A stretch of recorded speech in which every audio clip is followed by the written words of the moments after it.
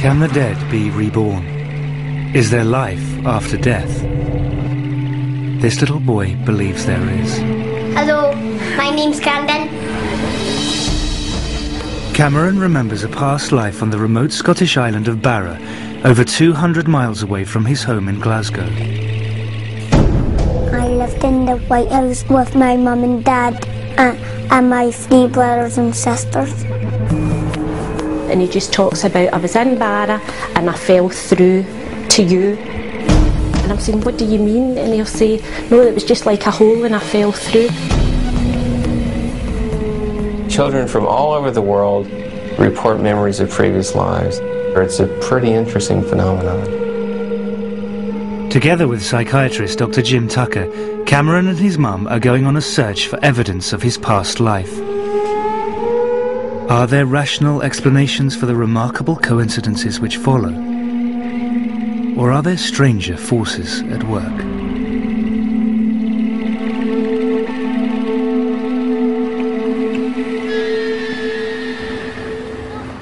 Norma Macaulay is a single mum who lives in Glasgow with her 2 young sons. Well, I've got 2 boys, lovely boys, not even if I say so myself. I've got Martin, who's 6, and I've got Cameron, who's 5. Since Cameron first started to talk, he has described life as a child on Barra, a remote island in Scotland's Outer Hebrides.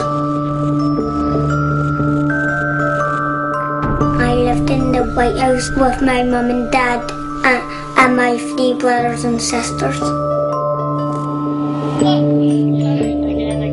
From the age of 2, Cameron has been telling his family the same story.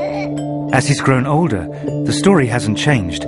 It's just become more detailed. Norma could not understand how Cameron knew about Barra, let alone have such clear memories of life on the island. At first I just thought, oh, he's making things up. And then I was thinking, how does he know the name Barra? Why is it Barra where none of us have been or have any connection with? Barra lies off the western coast of Scotland, 220 miles from Glasgow. It can only be reached by a lengthy sea journey or an hour-long flight. It's a tiny, distant outpost of the British Isles and is home to just over 1,000 people.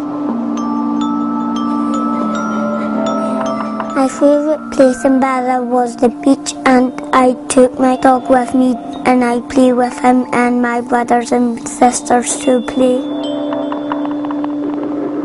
He used to say, I'm a Barra boy, I'm a Barra boy. The planes used to land on the beach. He said there's like a small beach.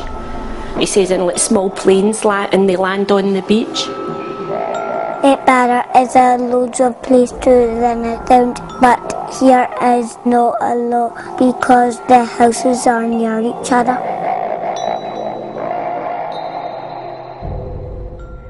I did one time say one of these days we will go up and see Barra, and then it's like, well, I'll show you where my house is and I'll show you round.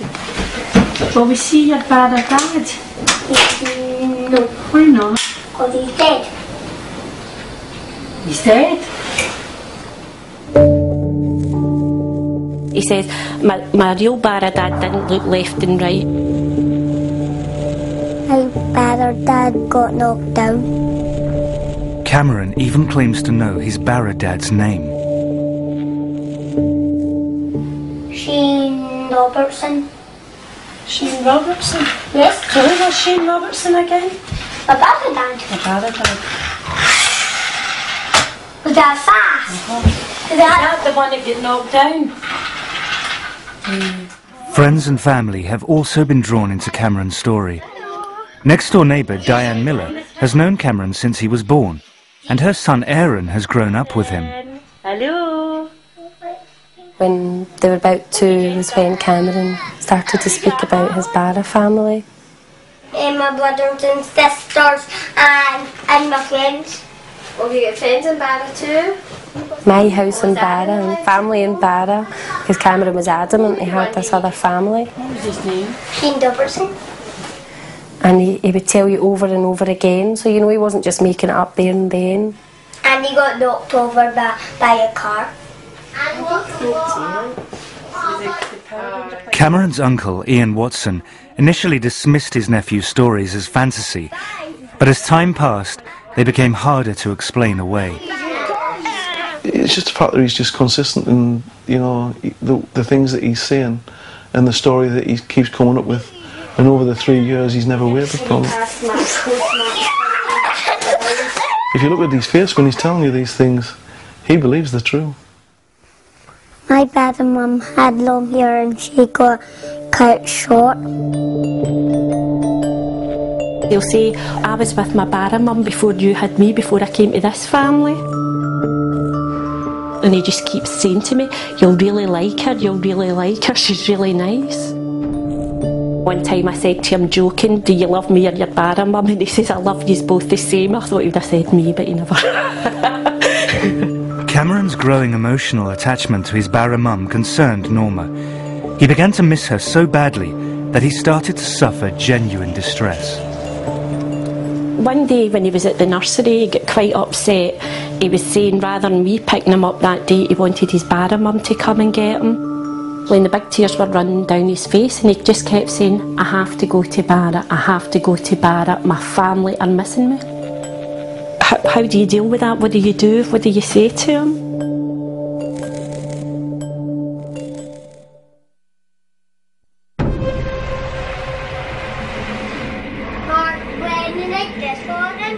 Ever since he could speak, Cameron has described a previous life, growing up on the remote island of Barra in the Outer Hebrides.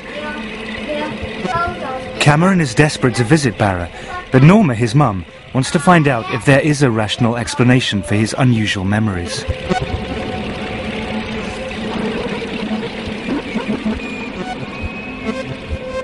I think I'm a very open person, but this was still throwing me. I mean, I believe Cameron does know Barra. How he knows it, I don't know. I don't think anybody really has every answer. As I say, for somebody that is quite open, and it's thrown me. I'd just like to know, has he seen it on the television? Is there a house like he talks up there? Or just like to know what's behind it all.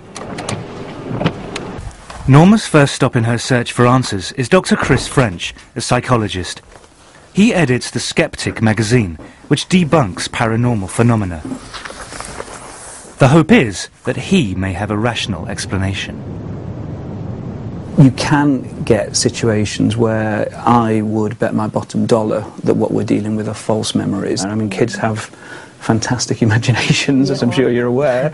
Obviously, these days, you know, we've got lots of TV programs, lots of TV channels, we've got the internet. Is there any possibility, do you think, that he might have, say, seen something on TV at some point, some program that I'm not saying it's not possible, but I've never seen Barra on the television. I'm trying to think of times that Cameron would be watching programmes without me, or just like that sort of programme, but not to my knowledge. But I mean, it is possible that there was someone who told Cameron stories about life on the island of Barra and then moved away. Like, I know everybody kind of round about, and as I say, especially the fact that Martin and Cameron are so close in age, so why doesn't Martin know all this? Okay, I mean, it may be that... I'm just saying that I take your point entirely. I take yours, but I'm just saying, I'd be more than practically 100% say, but there's nobody been told about Barra. I've asked my family. None of us know even anybody. It comes from Barra, been to Barra. But it may not be coming from your family. You're either dealing with a situation where he has picked up the information through normal sources, or maybe, just maybe, you know, there's something kind of much more interesting and challenging going on here. Norma leaves Chris with more questions than answers. Could it be that Cameron's elaborate story is no more than a fantasy? Norma's next step is a visit to Karen Majors, an educational psychologist whose speciality is children and their fantasy lives. Pleased to meet you. And you. Cameron's mum. It's really interesting. Basically, how Cameron describes his world really seems to be quite different from how children with imaginary friends and imaginary worlds describe their experiences. He's saying it's real, and even very young children with imaginary friends will say they're only pretend, you know, or they'll call them my invisible friends. Children who have imaginary creations feel in control of those imaginary creations, so you know they can determine what's going to happen in that world, and it really feels like Cameron isn't able to direct what's going there at all.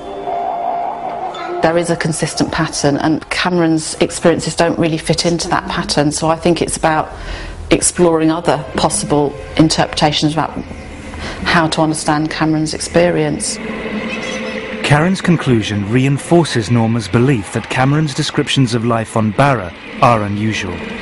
They set him apart from other children who construct imaginary worlds because he believes that they are real. But he is not alone.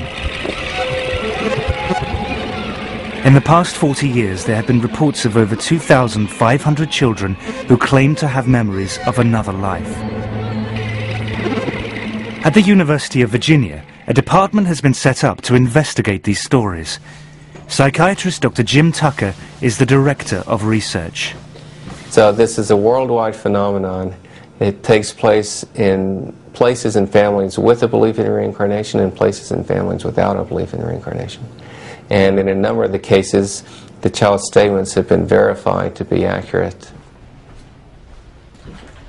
Many of these cases show a pattern of consistent and detailed information.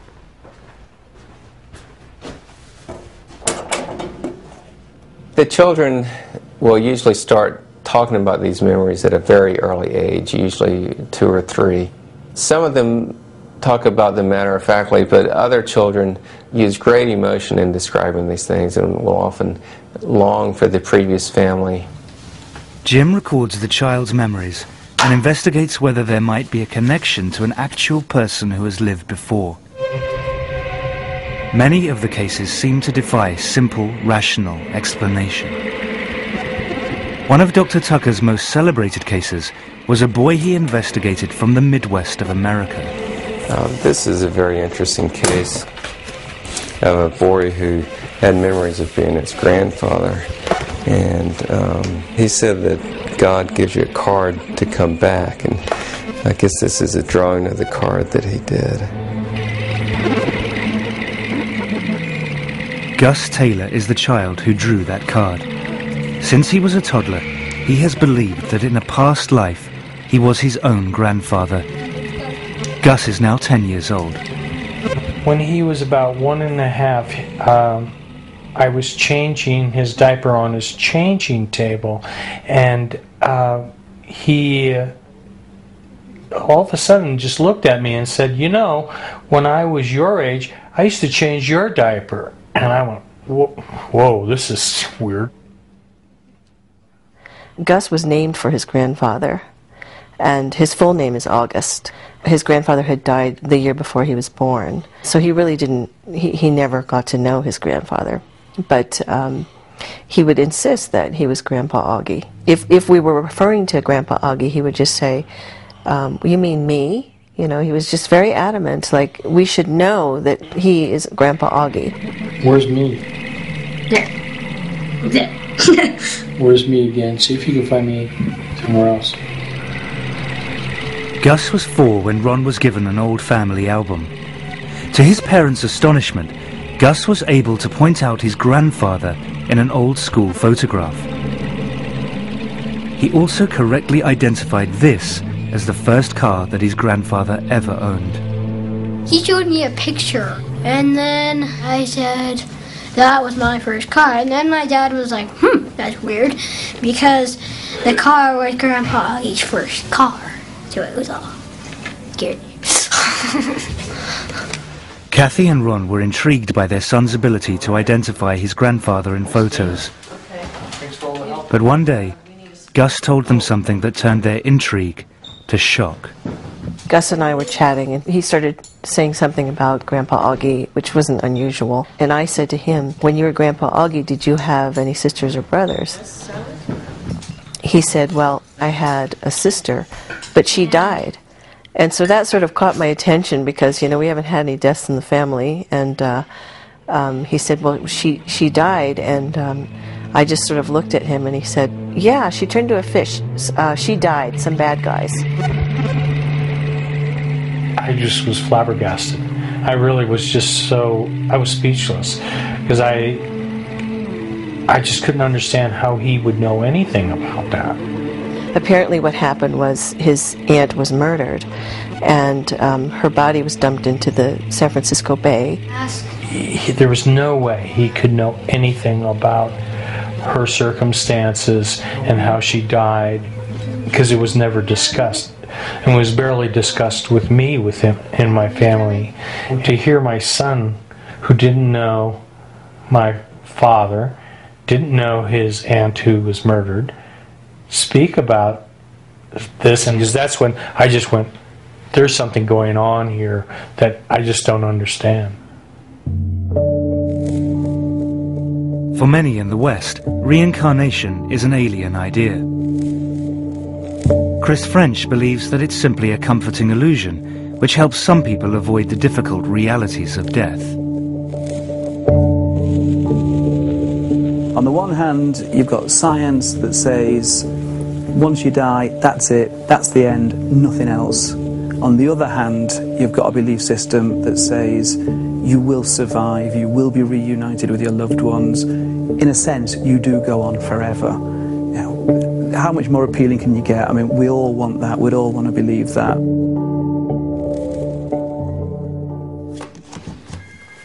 For Kathy Taylor, her son Gus's belief that he was his own grandfather reborn went totally against her own religious upbringing.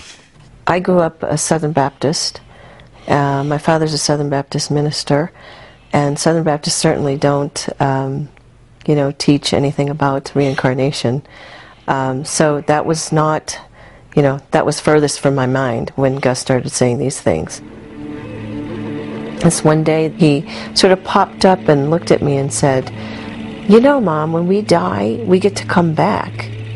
And he looked at me again and he said, "I used to be big and now I'm a kid again." And he was just very excited about this.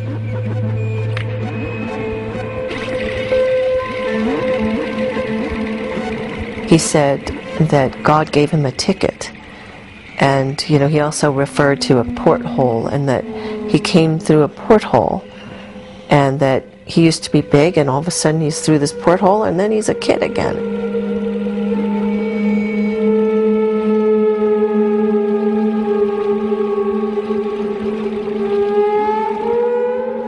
Curiously, the description of the rebirth given by Gus in America has strong parallels with Cameron's account in Scotland.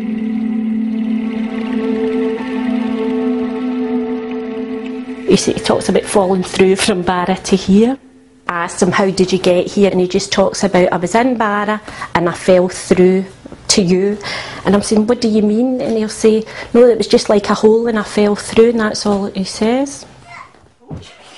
I used to be Caitlin, and what was the other one? Megan. You're fucking Megan, I'm Caitlin. You fancy everyone's like, what am I? Aaron and Cameron had been playing, and Aaron had mentioned how it's okay if you die, because Cameron said you come back again as somebody else, so it didn't matter if you died. It has become clear to Norma that there are no easy answers to the questions thrown up by Cameron's memories. Cameron has asked persistently to be taken to Barra. Norma has finally decided to make that journey. We are going to go to Barra. I mean, it wasn't a decision that was made lightly. I've gave it an awful lot of thought, stood up to an awful lot of folk that were against me doing it, and I just hope I proved them that I was right to do what I've done. Come on.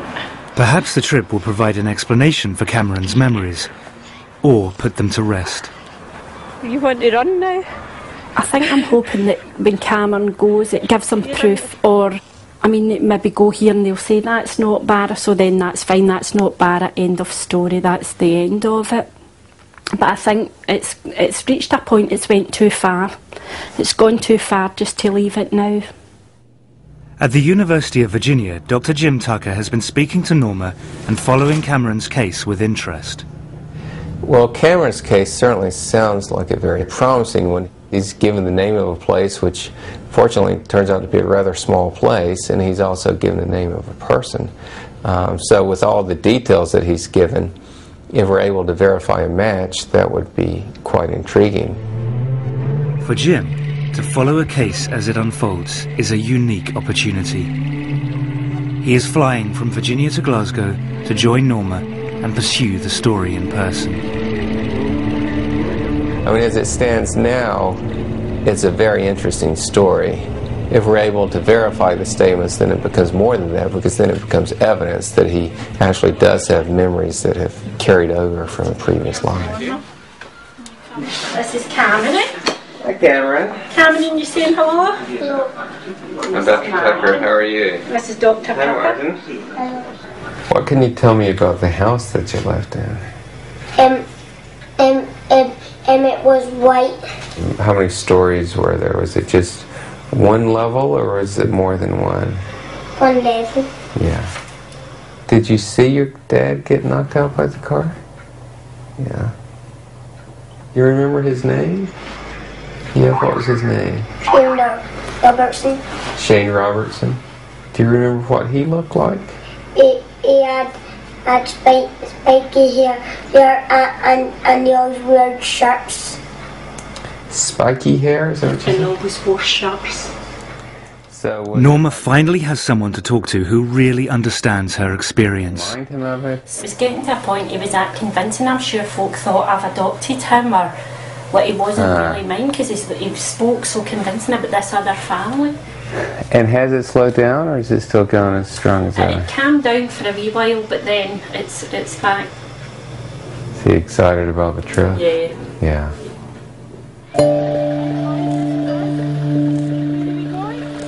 After 3 years of listening to Cameron's descriptions of life on a remote island, Norma and Martin are taking him on a journey of another lifetime. How's he going to react? What if he gets upset? What if we go and these things are there, how he's described? Cameron is finally going to visit the place that he calls home.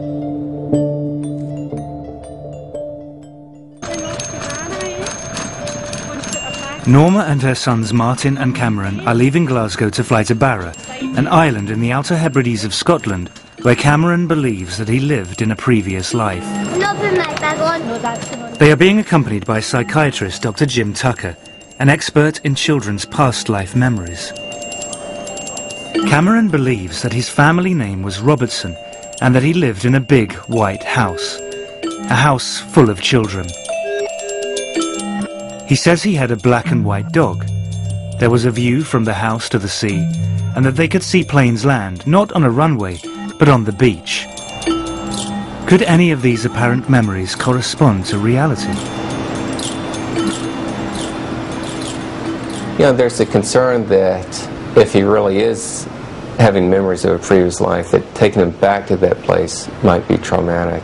But what usually is the case is actually the reverse, that seeing the old place kind of puts the memories in perspective so that the child is then able to let go of them more.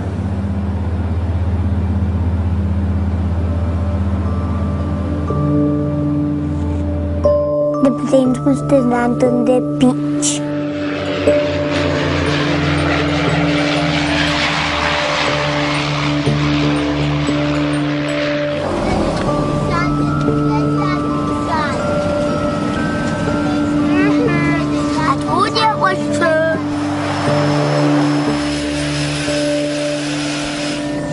You recognise it? Yeah?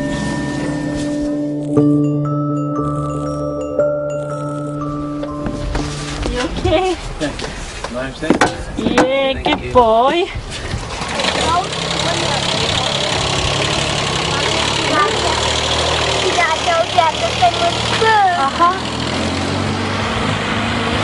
It's just after Susan, I told you it was all true. Feel happy to be here? Yeah. It looks nice here. Looks nice here. They go into the airport to collect their bags. Quite faint with that one to look over. He was saying he used to go over that bit over there, and when they used to see the rainbows, they used to try and jump up and get them. But they're too high, aren't they? Well, we're certainly off to a good start. I mean, he feels that he recognizes the place. He said to his brother, I told you it was true, and he's very excited about being here. Mummy, I must always come down to this bit and I must play at the beach. Did you? You'll be able to show me, won't you? Very exciting. If we can verify his statements, it'll be a great case. Looks like a place that doesn't change too rapidly, so hopefully he'll be able to recognize some things. Feel happy to be back.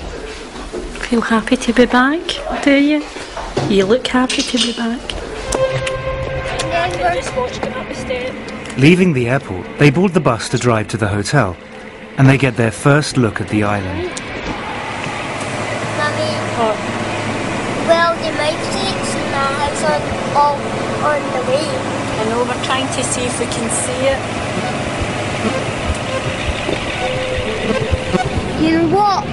I know the person who lives there, but... You know the person that lived there? But I can't remember. Oh, dear. Mummy, it's hard to get to that bit. It's hard to get out. Because then you'd have to try and swim back. Mummy, I recognize every single bit.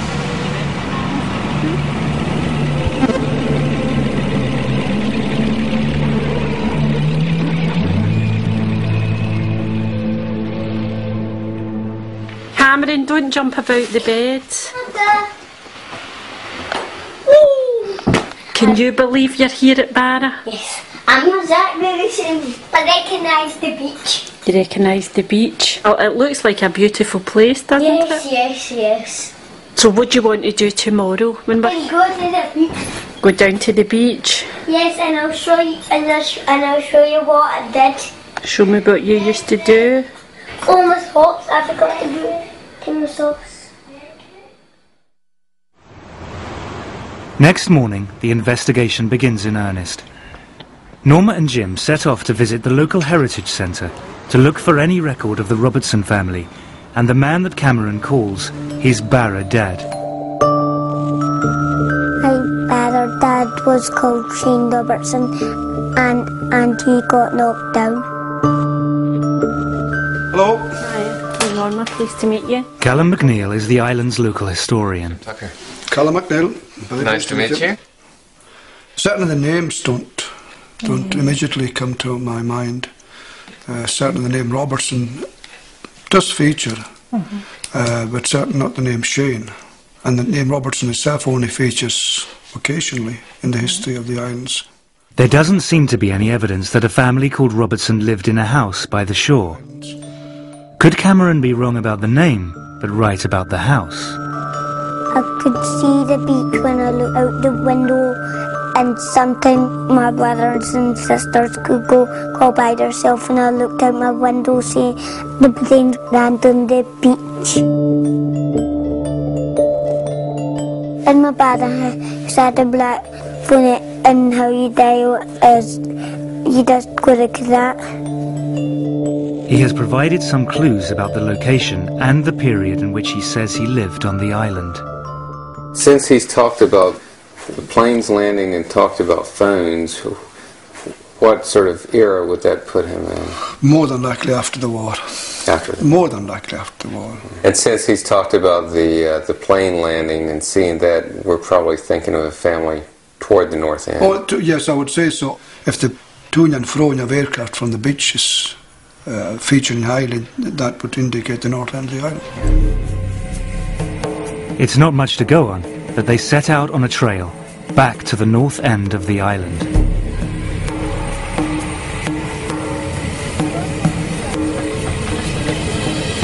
I thought he was fine, but I don't know about him. I was starting to feel anxious and saying, well, I hope he does recognise something for his sake and probably for my own, because I'm desperately looking for answers as well.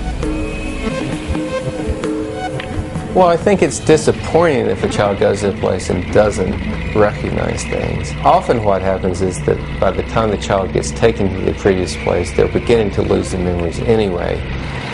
Children seem to lose these memories by the age of 6 or 7. And this is the age where children are starting school and getting more fully wrapped up in this life. They have driven past many of the houses on the island, most of them white, some near the sea. But Cameron recognises none of them. Sometimes I say I wish I could get in his head just for 5 minutes to see what it feels like to him. Because obviously to him it's real. My dad and mum had long hair and she got cut short.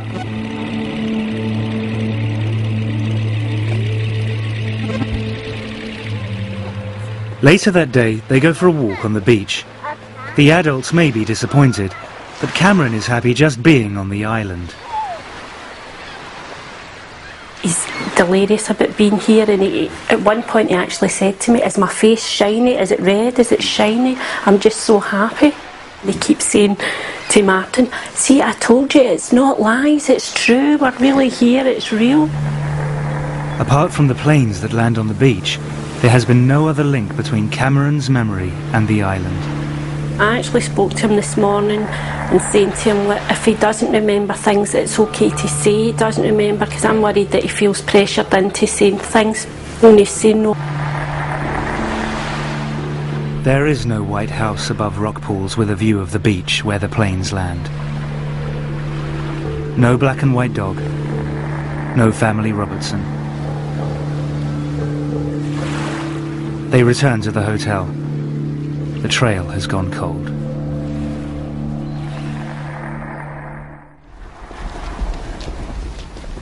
But next morning, they receive a phone call from Callum McNeil at the Heritage Centre.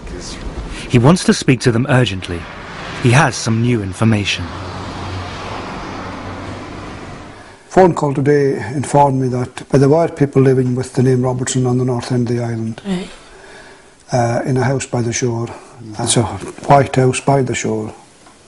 Couldn't get much closer to the shore. Callum's records were only for properties owned by islanders, but the Robertsons were from the mainland. And when were they there? 60s, 70s, I believe. Yeah. So we know exactly which house it was. We'd be able to go see it. Sunderland. Directions to the house take them down a different road to the ones they had been searching before. Jim and Norma don't tell Cameron where they're going. They don't want to influence his reaction or disappoint him. They follow a small coastal track. The house comes into view as they turn the final corner.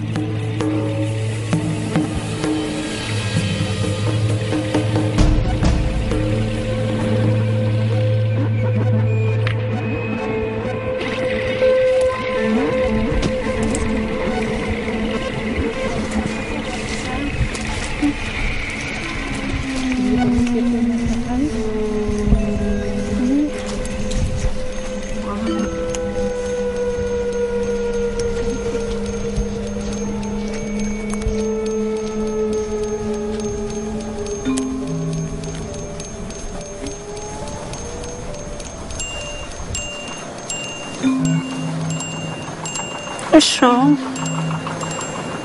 A wee bit. You alright? Is this your house? No, you get sad. Is this your house? Yeah? It's okay. What's wrong? You're getting a wee bit upset. Huh? It's okay. Did it make me feel a wee bit sad? The usually chatty Cameron has become strangely subdued.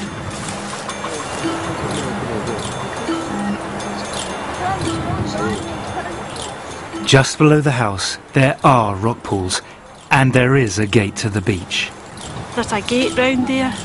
They said that was the secret way. They called it the secret way into the house. He's just saying he's excited, but he's sad as well. He's surprised and he's not sure how he's feeling. I'm not sure how I'm feeling either, to be honest.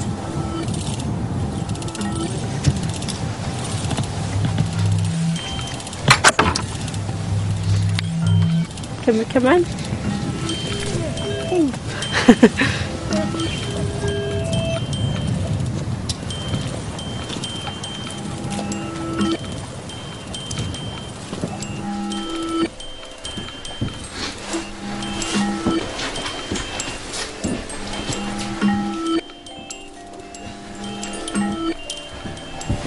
We've got a fire like that, haven't we?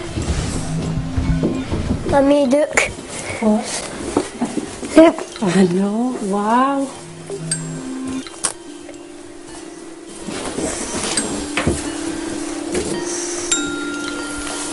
You okay? Although much of the furniture and decor is recent, some of the features of the house, like the open fire, have remained unchanged for decades.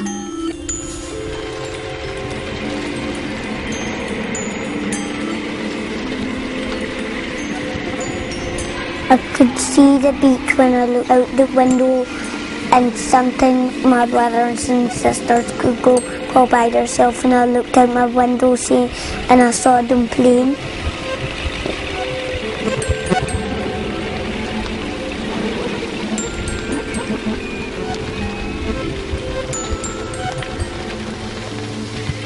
The girls were in this room? Yes. And the boys were in the other room? Yes.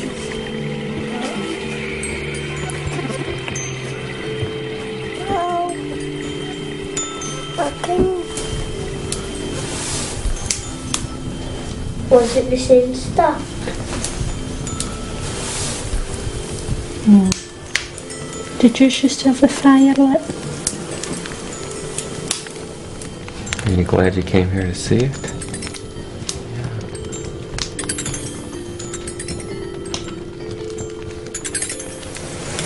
Did you think that Bara Mum was going to still be here? Eh? No.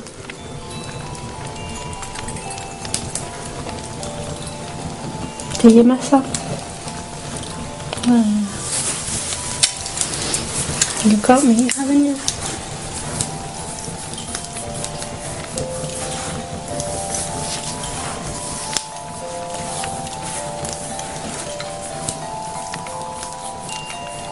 You about ready to go back home now? Yeah, get on the plane and fly home.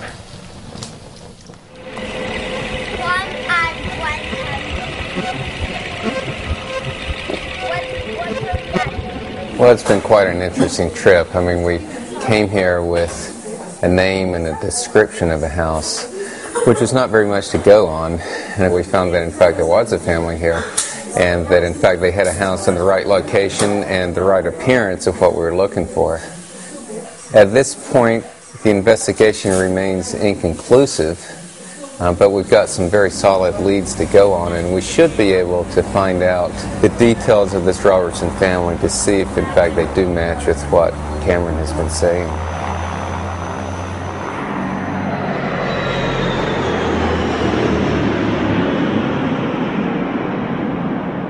Back in Glasgow, Norma has arranged a meeting with Ruth Borum, a genealogist who has investigated the Robertson family history for her. She has found that the Robertsons came from Glasgow and that they owned the house on Barra for more than 20 years. She has traced a Gilly Robertson, who still lives in Scotland. But you don't know when and you don't know the surname. And I've been able to find a phone number and an address for Gillian and her husband. Gilly Robertson would have been a child holidaying in the house on Barra at the same time as Cameron believes that he lived there. I can pass that on to you, and so would we be allowed to contact her? Her address and phone number is in the BT phone book, so it's public knowledge. So that would certainly be a possibility. And she fits with the right sort of age. Yes. She had two brothers and a daughter. Wow. Norma now has a name and telephone number for a living member of the Robertson family. The search for answers is nearing its conclusion.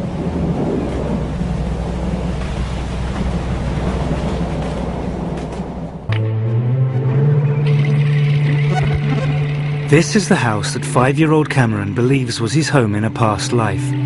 He believes that he lived here with his family, the Robertsons. The house which exactly fits Cameron's description, was once actually owned by a Robertson family who spent their summers here in the 60s and 70s. Cameron's mum, Norma, has traced Jilly, one of the Robertsons, and arranged to visit her.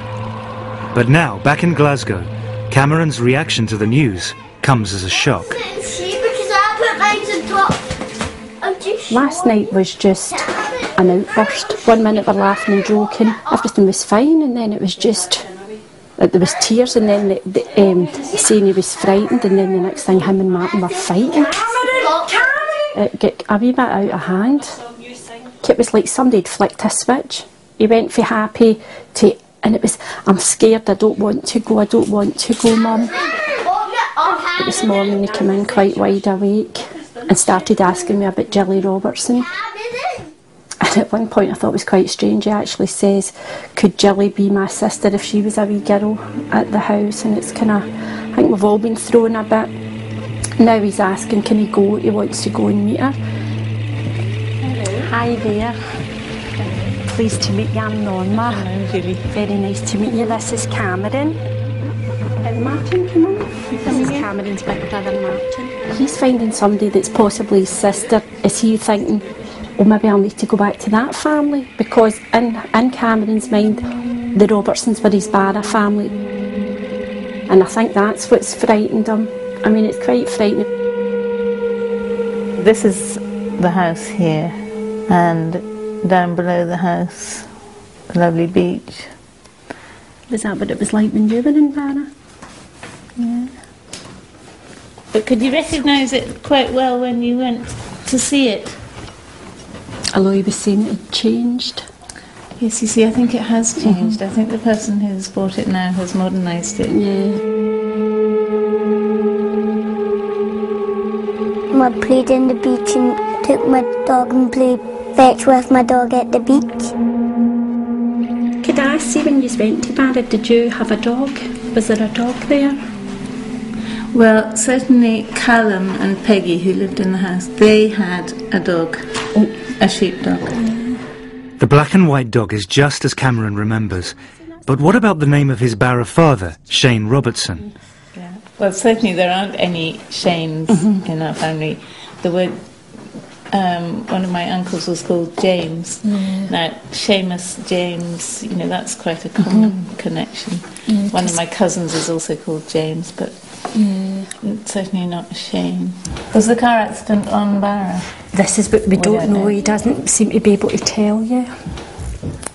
I don't know of anyone in our family who died in a car accident.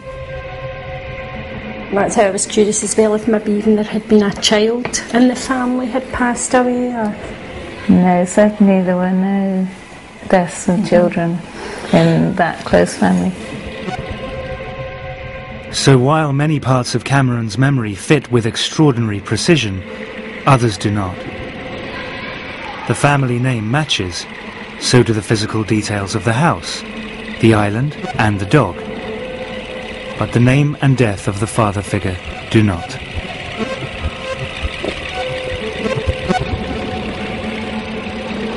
First I thought, I'm going to be disappointed if it doesn't make sense. And then there's a part of me, I think it would have been too freaky if everything was 100%. A lot of the things tie in and match up, seem to match up perfectly, but there's other things just don't fit in at all. But I look at it as, if I'm describing my past or trying to tell you things, there's things I would probably remember and tell you spot on, and there's other things, if my sister was telling the same story, it would be different. I just think there's been more things tied in than didn't.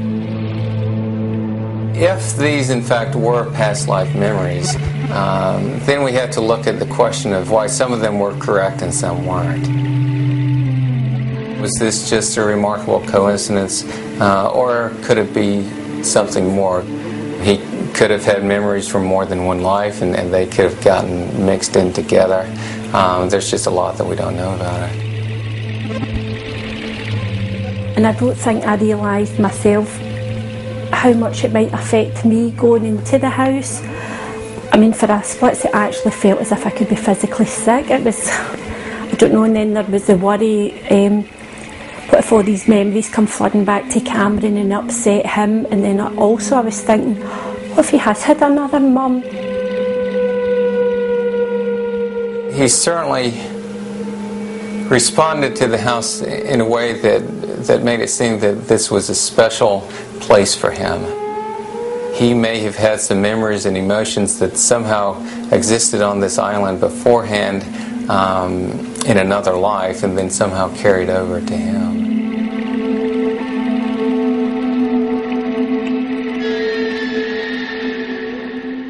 I personally think there's more to it than meets the eye, but there is some people, and everybody's allowed to make their own judgment, but I definitely think it's one of those things, there's something there. I can't tell you what exactly it is, but I think it's something we'll probably never know. In the end, there are no tidy answers. But one thing is clear: the persistent memories that Cameron once had of another life on a far-off island trouble him no longer. I think that since Cameron's been to Barnet and the fact that we've seen it for ourselves, it's as if it's put it to rest in his mind that he doesn't have to go on and prove it anymore. And he just seems so calm about it. Before it was, everything was hyper and jumping about, and where it's like, yes, I was at Barnet, I seen my house. It's just so calm now, it's quite unbelievable the change. And the new series of Extraordinary People continues next week with Derek, who can't see and has the IQ of a 4-year-old, but when he sits at a piano, he becomes a musical genius. That's next Monday at 9. Next tonight, Guys and Dolls.